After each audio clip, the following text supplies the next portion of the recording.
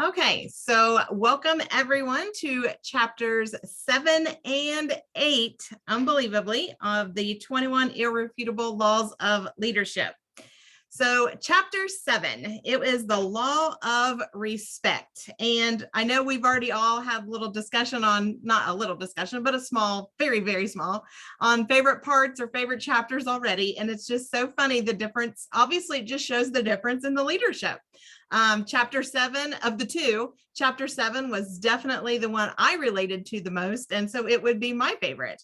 And I know others, chapter 8 was what they thrived in. So chapter 7 though is about the law of respect, and people naturally follow leaders that are stronger than themselves. And that is something we'll discuss. That doesn't say that, they will always only follow leaders stronger themselves, because that's not true either. So when people respect a person, they admire her. When they respect her as a friend, they love her. When they respect her as a leader, they follow her. So we'll definitely be discussing those three things as well. There are different forms and levels of respect. And if you want to influence others, then you need to be respected as a leader. The leader must know he knows, and must be able to make it abundantly clear to those around him that he knows. So people don't follow other people by accident. That's for sure. I know that we have discussed accidental leaders, and that would be, somebody that accidentally grew a team. I mean, it definitely happens. So, but that does not mean that people will follow them. That's for sure. So they follow people that they respect. They follow people that they're supporting.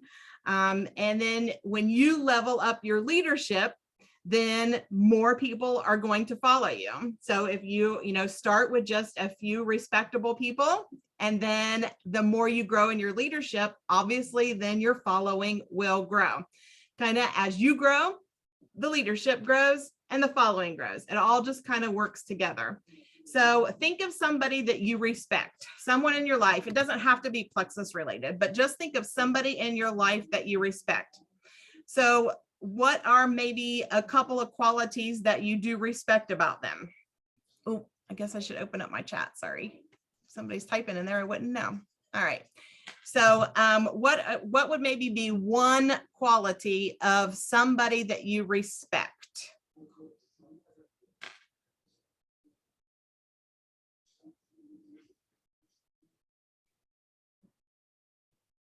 Honesty.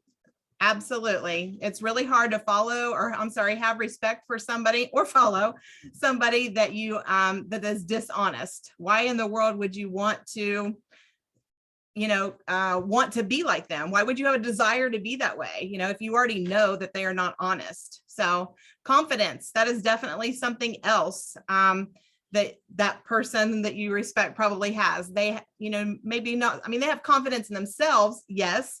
They have confidence in where they're headed, or they have confidence in their ability to do whatever that job is.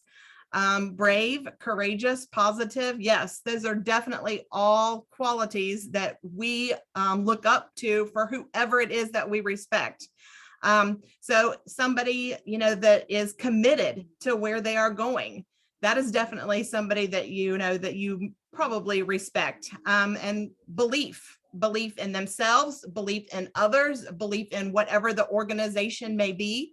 So you pick up on that belief, even if on day one, you get a job at a corporate job, the CEO most likely has a huge belief in that company. Well, your first day there, you're probably not like, oh my gosh, this is the best place ever, because you're just still trying to find out where the bathroom is. So you definitely don't have that on day one. So what do? You end up picking up their belief, and then they instill that in you. And then, when you've been there 10 years, then you believe like they believe, unless it's a crappy place, Anyway, so that is just, belief obviously is something you're going to get from somebody that's definitely a quality of somebody that you look up to, that you respect and you admire. And just because they don't have necessarily a plan doesn't mean that you can't, respect them and believe in them, because maybe you guys are going to lock arms and run together. because a lot of this is, we're all learning, and that is definitely true with our jobs. But I mean, that's true in my 9 to 5 as well. I mean, there's nobody else in my entire district that does what I do. So there's a lot of trial and error, because the state, they change constantly what they expect from you. So there's a lot of trial and error. So just because I don't have a plan doesn't mean that it can't work out. And, that's okay, because somebody may lock arms and we could learn it together. And that definitely happens a lot with Plexus. There's a lot of learning as you go. So let's see. The Harriet Tubman story. Okay, that truly inspired me. Have I heard of her? Yes. Did I know she was part of the Underground Railroad? Yes. I'm not a huge history person. That's everyone else that lives in this house. That is not me. But I had no idea, and I was so moved and inspired by her story. I'm blessed where I live that there is a place here that was part of the Underground Railroad. So my kids went to an elementary school that can walk there, and that is part of their 5th grade experience every year. They go to that. It's a church. It's the basement of a church, and all of the kids in that building at 5th grade level get to walk over there and get to experience that. It's way cool. So I just couldn't help but think of our little town and her, and oh my gosh, what if she was here? I mean, I don't know that, but just think, she led over 300 people out. I mean, that is just absolutely amazing, and risked her life every single time. And the fact that she left her husband and didn't even tell him, I mean, like, get up and walk away. He wakes up and she's gone, all because of being free. And that absolutely amazed me. So she is definitely somebody that is proof that she was not born a leader. She was not born respected. She was not born successful. She was born a slave. And that it was like the lower of the low back in those days. And so she earned her respect. There is no doubt. She definitely just took leadership to the limit. And I love that no one that she ever helped get out, perished. I mean, eventually, but I mean, on her watch. I mean, how awesome was that? She was definitely the definition of success, and it was just amazing. But if you ask her, I'm sure she was very proud of what she had done, but I'm sure she didn't feel accomplished, because she would like to have done 300 more, So Harriet Tubman, that was absolutely, to me, mind-blowing, amazing that someone would do that.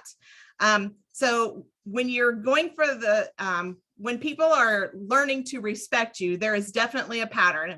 And I kind of alluded to this earlier. First, they admire you, then they love you, then they follow you. And that is just the natural path with everything. And it doesn't have to just be in a business. I mean, it's that way even, sometimes with friendships. And it can be that way with other work relationships or whatever. So, the admiration is just, when you're first getting to know them, and then after they figure out who you are, they absolutely fall in love with you. And then after that is when they come to the point that they actually follow you.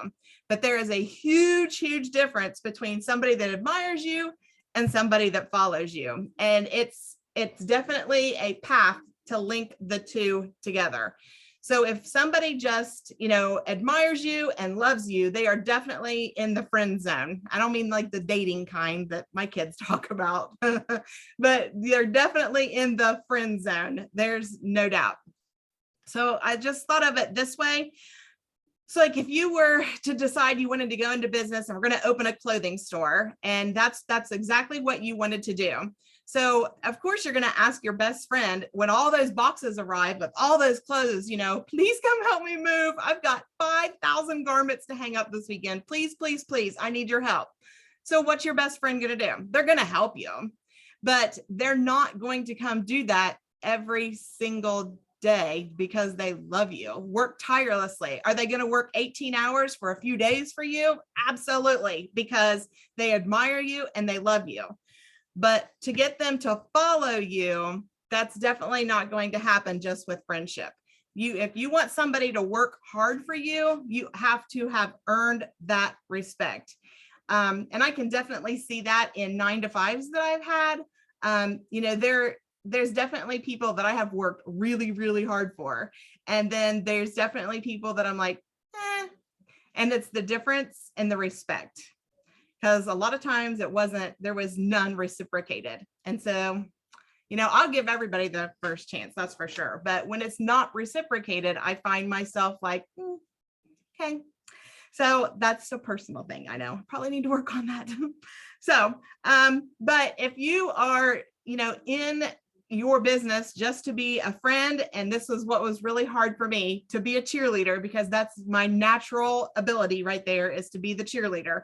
But those are not, I mean, those are great qualities, yes, but those are not just going to be the only things that earned you respect. You definitely have to get the correct people in order to get the respect, which means you also have to tell them the hard things. And I know we've discussed this before, but it is definitely not an easy thing to do. So definitely having the hard conversations, and having those, as hard as it is for you and as hard as it may be for them, they end up respecting you more in the end. And I just try to remember that on the opposite side of me, when I've been on the receiving end of that, not the giving, the receiving end.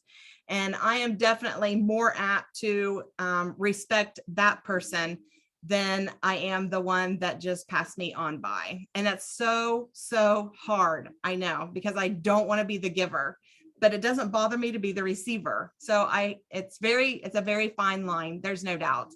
And I cannot be the only one that struggles with that. There's no way. It has to be a difficult thing for everybody. So results, ability, and confidence, and saying the hard things. Yes, I'm Joyce. I totally get it. It's nothing that I desire. I know I got friends in my life that love conflict. They love drama. They love being in the center of it. They are the pot stirrers of my life, and I know they exist, but I'm just not interested in that. I don't really care. I'm over that. So that was so high school. So it's definitely a balance, between being a friend and being a leader. And just because you're a leader doesn't mean you can't be a friend. All leaders are great friends, there's no doubt, but not all friends are great leaders. So there's definitely a difference there. So you have to it's definitely a fine line. You have to connect and care. That's definitely a mutual thing between you and your team. You have to connect and you have to care, but they have to connect and care with you as well. But also, when it's time to do business, that means it's time to get down to business. And that's a lot of the hard part, for some people, is when it's time to get down to business, actually getting down to the business. So you have to, the greatest way that I heard this described was treat everybody like they are a future diamond. So, and that can be hard because a lot of people ain't got the vision, that's for sure. It was hard for me to hold my friends accountable. Yes, absolutely. And it's really hard because a lot of us have our friends doing this. Like, that is, our warm market is how we started, most people. Because what do we tell people? Just grab 3 of your friends, grab your BFF, grab your mom, your sister, your cousin, whatever. So what are those people? Those are your friends. And guess what? Those are the people that we're now struggling to keep accountable or say the hard things. And it is hard. There's no doubt. It's kind of easier to be harder on someone you don't know. I know, that's crazy, because it's already somebody that, you admire and you love. So then comes the hard part, and that is, saying the things that are hard. So, and it's also hard because you're walking the other line of you're not their boss. This is an army of free-willed people. They are here voluntarily. I mean, yes, Plexus is paying them, but you're not their employer. You're not their boss. There was no job interview, and you didn't say, you get a job. That is not how this worked at all. This is totally voluntary. So, we have to respect their opinions, their independence, because not everybody is I mean, everybody has different personalities, I guess is how I should say that. So, you know, they're going to have a different opinion of you. Some people are more independent of you. Some people are, you know, want you to take lead, and some people got to struggle with you taking the lead. It just depends on your personality type and their personality type. So, you know, there's going to be times that you have ideas that they're definitely going to object to. So it's, you know, just a process for everybody. And that's where it pays to learn about your people. So courage, that is another thing, is having the courage.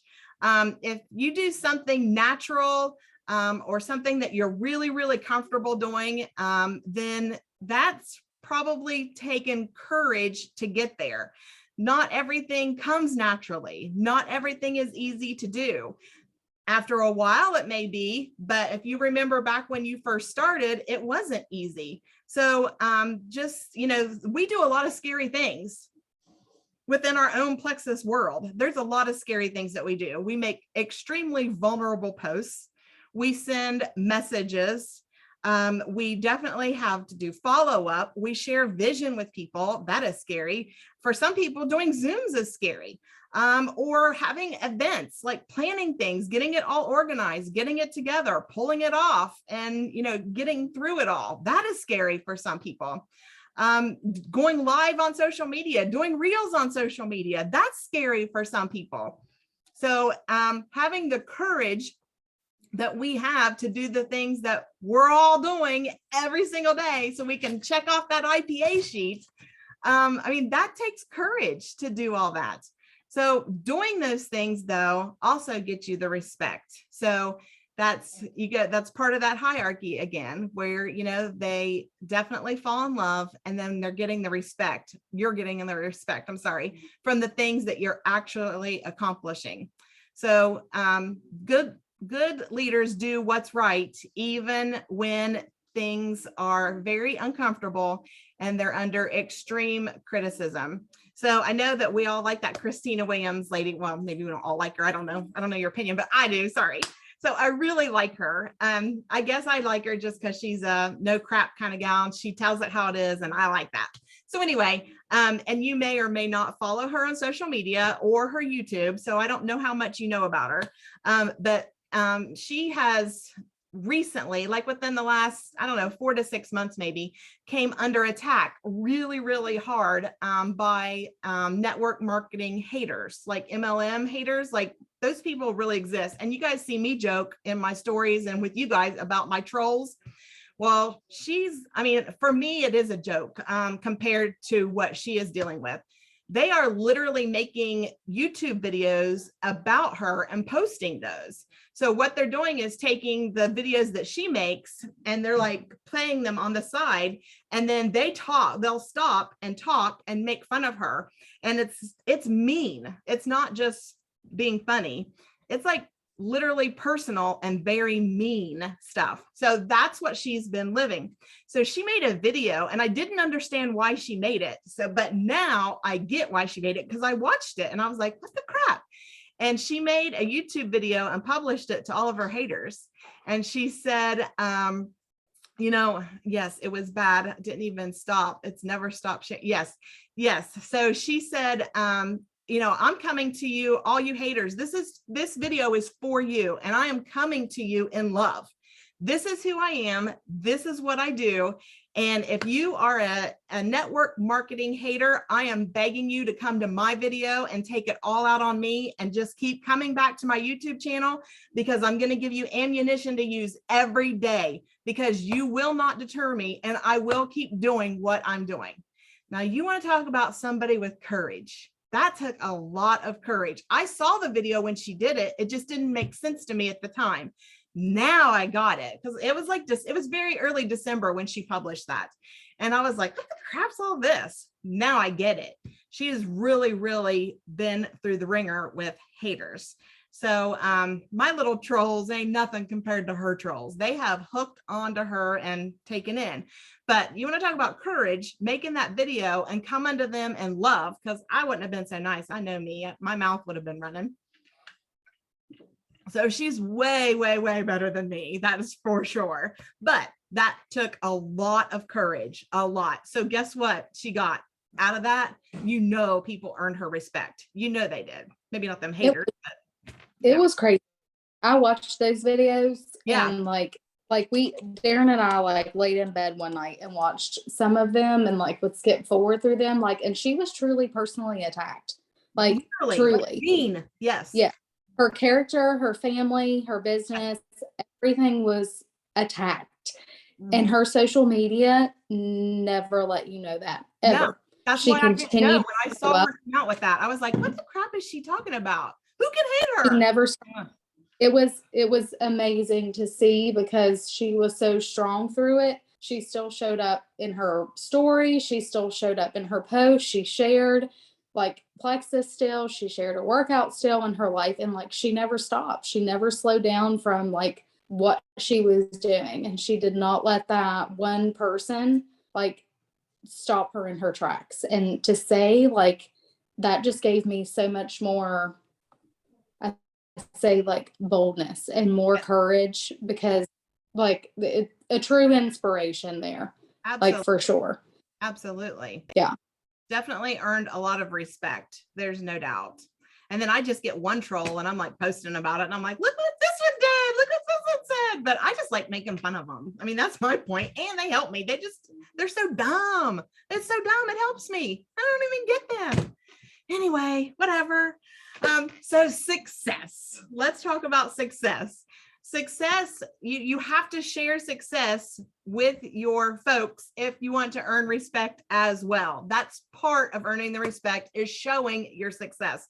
And some people definitely have it. It is definitely a learned craft to brag on yourself. I know that sounds crazy because we live in a world full of conceited people, but it is very hard to get the craft of not sounding conceited, but being proud and showing what you have done, earned, whatever. So, and that can be done with, ranking, enrollments, recruiting, creating silvers, leaders retreat. I mean, even just things like that. Those are things that show success, and people they gravitate to success because they want to be successful too. So, but no, the rank does not determine your success nor your worth. There is no doubt. I watch YouTube videos on people that are golds all the time that are making videos that are worthy about leadership or, just any type of training. So just because you're not a certain rank doesn't mean that you're not worthy of, training or sharing or educating, whatever. But it also flips the opposite away. I've definitely listened to some YouTube videos, or actually more so in that one little chat. I think Joyce is in there too. It's a behind the scenes chat with that. We're in a group that we don't belong in, but I'm not saying anything because I like the little crap I get in there. Some chick named Nan, whatever. I'll just stay in there and I don't say much because I want to know. And sometimes they share graphics that I like. So anyway, a lot of them in there, they talk about, well, so-and-so is a emerald and she does nothing, or so-and-so is a sapphire and we ain't heard from her in 6 months. So, it goes both ways. Just because you have the rank doesn't mean you're a leader and respected. And just because you don't have the rank doesn't mean you're not a leader and not respected. So that has nothing to do with it. But share your success no matter what, even if it is creating somebody a silver, or even if it is enrolling one, or you went Ruby, whatever. Those should all be shared as successes, because that is where you also get respect, no doubt. So if you want to inspire, you have to communicate you got to communicate, how important this is in your life, how this is your life. This may be your full-time job, or you want it to be your full-time job, whatever, but you have to communicate with everybody what your goal is. You have to share with them how hard you really are working. You cannot be Diamond and work 15 minutes a day. That's not going to happen. And if somebody tells you that is, there's a lie, because there's just no way. Not if you're going to be a good one anyway. Yeah, you could probably do that like for your husband, and he could might work 15 minutes a day. So yes, yeah, behind the scenes. Yes. So, I mean, but you definitely have to, you do need to show people that it does take hard work to get to the level that you want to be at. And then also, you also have to let them know how much you believe in the fact that you are going to get there. You know, so Diamond Bree has definitely got to let everybody know, and she does with us. That's her goal, and that is her plan, and she envisions herself there. So we're not wondering, wonder if she ever wants to go diamond. I mean, we know that, so because she shares that, and she didn't just say it one time and one of us heard it. She says it multiple times. She has shared that. We know that, and we respect that about her. She has the vision, and she's going to do it. So what, you know, that's exactly what you have to portray to others. So, and another, you have to definitely be vulnerable, which I think all of us on this call are definitely willing to do that. Share your struggles, because like I know you all have heard me say before, for me, somebody knowing that, I guess my perception was that no one ever lost any points. So once you start, and after you get point number 5 or 6, whatever, it's just always on up from there, and you're never going to slide back down ever. So I just, you know, I thought, well, once I'm senior ruby, there's no way I could not be anything else. I mean, I'm going to hit emerald and, you know, next time. Yeah, that was wrong. And I didn't realize I was not the only person that ever happened to. So then I get on YouTube and I start watching videos, and I'm like, holy crap, that chick's a diamond and she lost points. She didn't just go like this. Lord, no, it is a roller coaster. It is like this all over the place. But I didn't know that. I thought I was the exception. I thought I was the one that was doing everything wrong. I had no idea it was normal to do this. No clue. So you definitely have to be willing to be vulnerable and share those, because it is real. And people are going to lose points, and it is not easy, and it is not all just uphill. It is not.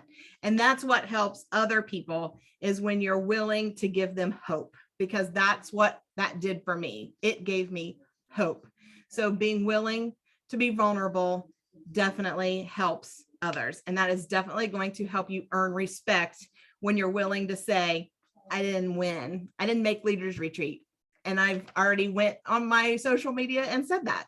I'm definitely willing to let people know I didn't do it, but that doesn't mean I quit. I'm still here. So still going for it. So loyalty, that is definitely something that, you know, we're all definitely loyal, or we wouldn't be here right now, you know? So loyalty is definitely huge with earning respect. We're definitely going to go through challenging times. We go through tough times. And, you know, when people are looking for stability, so, you know, they're looking for you to be loyal. So they want to join with you and lock arms with you if you are loyal. If, you know, if you're going to find another place every 6 months, yeah, you're probably not going to take a whole team every 6 months somewhere else. So I'm not saying people, you know, shouldn't leave sometimes or don't leave. I know things happen, but so anyway, and the other thing that helps with respect is value. And we did talk about that a lot last week. And I want to commend all of you. Everybody this week did something of value on their social media. Everybody shared some kind of a tip or recipes or ideas or top 5 of this, whatever. Everybody gave value this week to their social media audience. So I am super, super proud of you guys. Everybody followed through on value. So, and definitely providing value, I think, is a lot like Christina's problem. It creates haters, there's no doubt, but it creates more lovers than haters. So screw them. Okay, so I did want to read one thing, and this is what I posted. No, that's not what I was. Hang on. God, I'm so old, I can't see you guys. Oh, I know, I'm in the wrong book. That's why. I'm like, that doesn't match up. Okay. This is what I had posted in there. This definitely spoke to me the most out of this chapter. Measure your level of respect.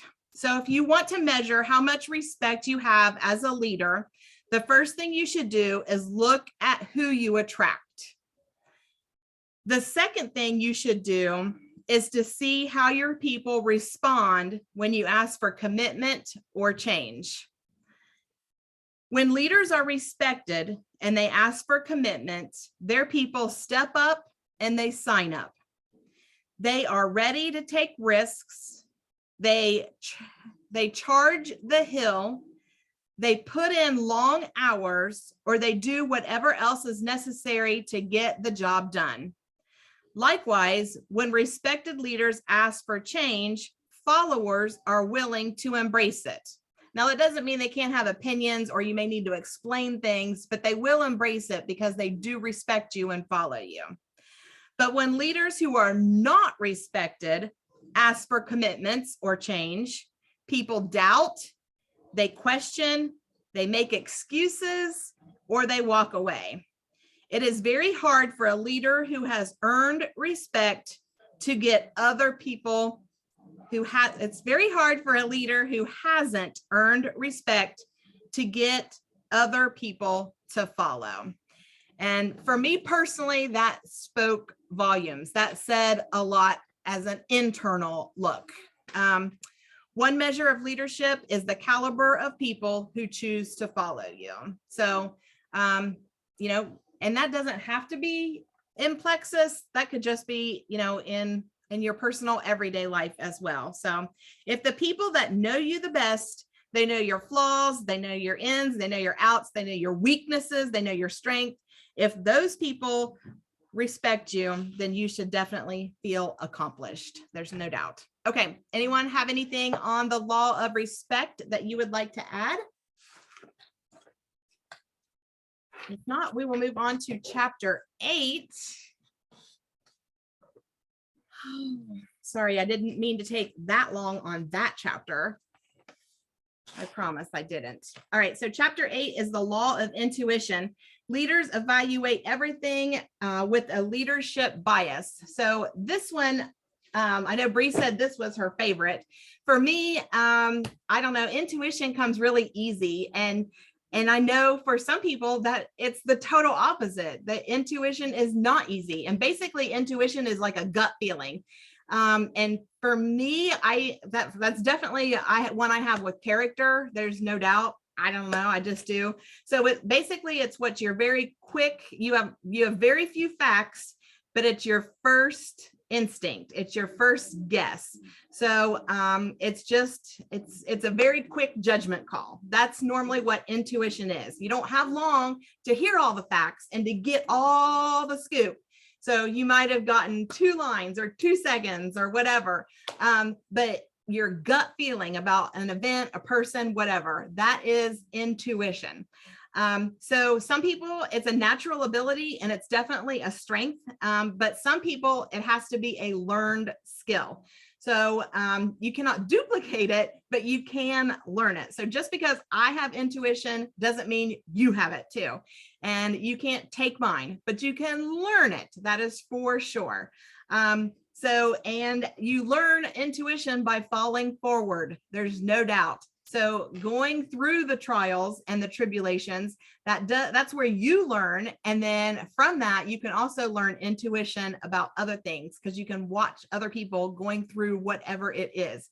So one of the biggest things with intuition would be coaching. There's no doubt. And with that, of course, we've discussed this before as well. Comes coaching, comes listening and asking lots of questions. And we have all heard that a million times with probably everything that we all listen to. Ask lots of questions and make sure you're listening. So if you have something that is not black and not white, that gray area, that is where your intuition comes in. That's for sure. That is where you are making the judgment call right then. So leaders are good readers, and I don't mean a book reader. Leaders are good readers of people.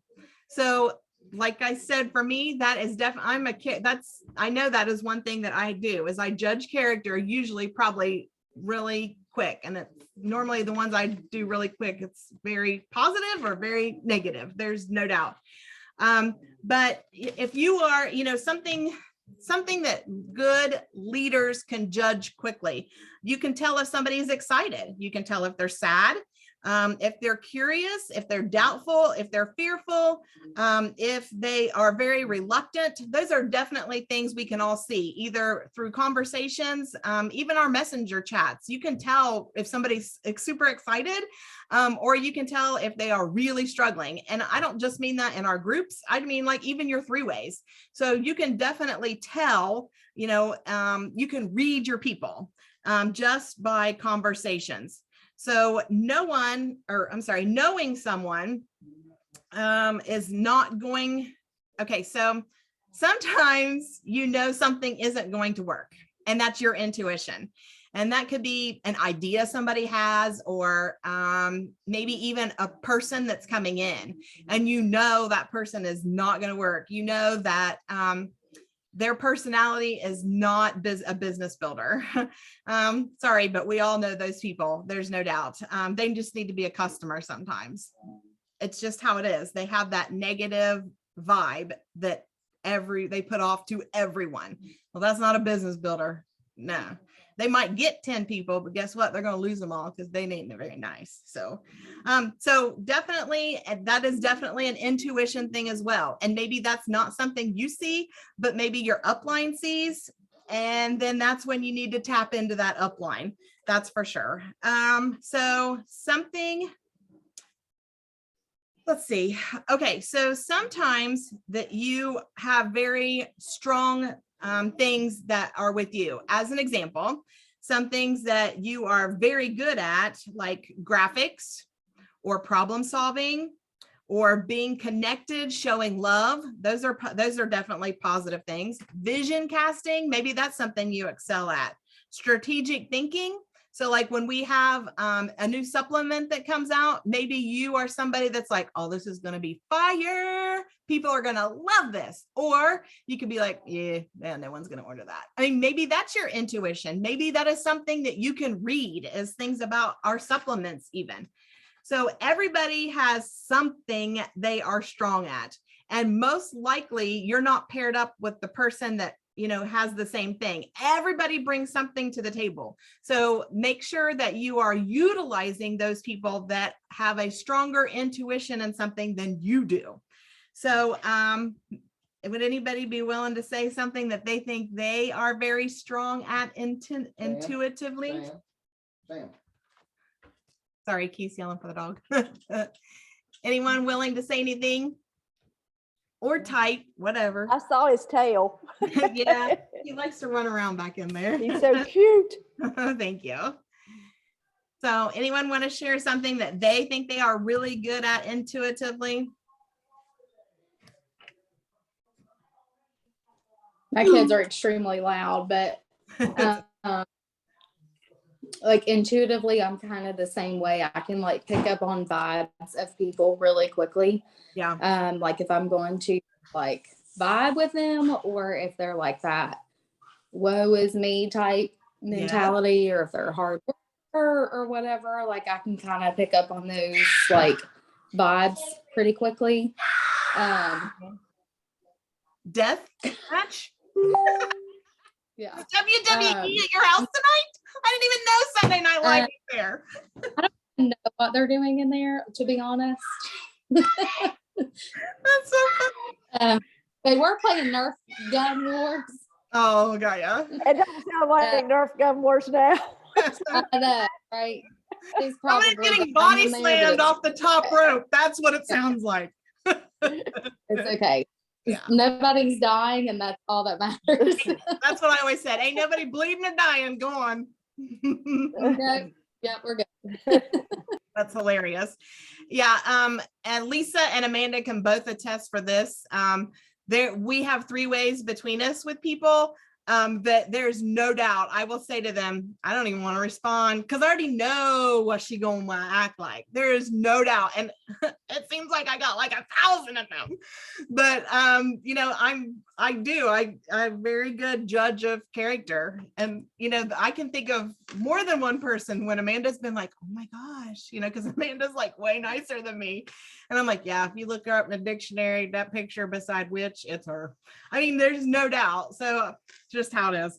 So I'm definitely like that. You know, I'm usually a pretty good judge of character real quick. So, but leaders pick up on details that others do not pick up on. And that could even be things like, you know, learning who is good at what they are good at. So who's good at the graphics, who's good at putting, you know, the retreat together, and not all parts of it. Know what part that you have people, you know, like if you're going to host a party, somebody has to be in charge of all the pre-stuff, which is the invitations, ordering the decorations, deciding, you know, what the colors are, buying everything.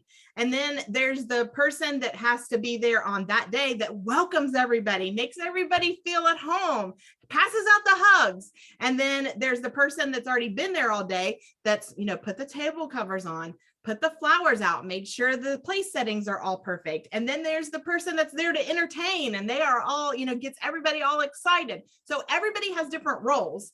And I mean, as much as one person tries to pull everything off, and maybe they can do all the jobs, but it's just better, you know, more hands make light work. You know, we've all heard that all of our lives. So you usually try to focus, if you know what somebody is better at than you, then that is when you would, you know, as a leader, allow them to do that. So I think of, you know, Brienne, she is going to be at Leaders Retreat. She's going to be a speaker. So her team, though, is having a get together while she is gone. And she's like, she told me, she's like, I'm so torn, because she's like, what an honor it is. I get to speak at Leaders Retreat. But then my whole team is back here in a house having a good time. She's like, I've got FOMO both ways, because I want to be out here in Arizona with everybody, but I also want to be here in Pennsylvania in a house with all of my friends, partying and celebrating all of them, because they are the reason I am here. So she's like, I've got serious both ways, but she's like, I know how blessed I am, because everything that's happening back here, I didn't have to do a thing, because she said, I have leaders that took care of absolutely everything behind. And she said, I have no worries. It'll be fabulous. It'll be organized. If something doesn't go as planned, they got a backup plan for their backup plan. And she said, that is the thing that I love about the leaders on my team. While I'm not here, they're here, and all is well. She's like, other than the fact that I want to be in both places. And I get what she means, totally. But how cool that she gets to be the speaker, you know? So I totally get where she was coming from. So just, you know, leaders definitely are people that observe, and they ask questions. And basically the most of that is why or why not. So learning to go through those. And if you want to develop as intuition, the best thing to study are relationship books, or, and that could be any type of relationship stuff, you know, parenting, marriage, you know, just mind counseling, just relationships in general. But relationship books, if this is something that you lack in and that you need to work on, doing those, and just people watching and people listening and asking that why or why not question. Those will definitely help you with your intuition. So does anyone have anything else about chapter 8? Because the only other thing I wanted to touch on, we discussed last week, and that was the Enneagrams. And I'm going to stop recording.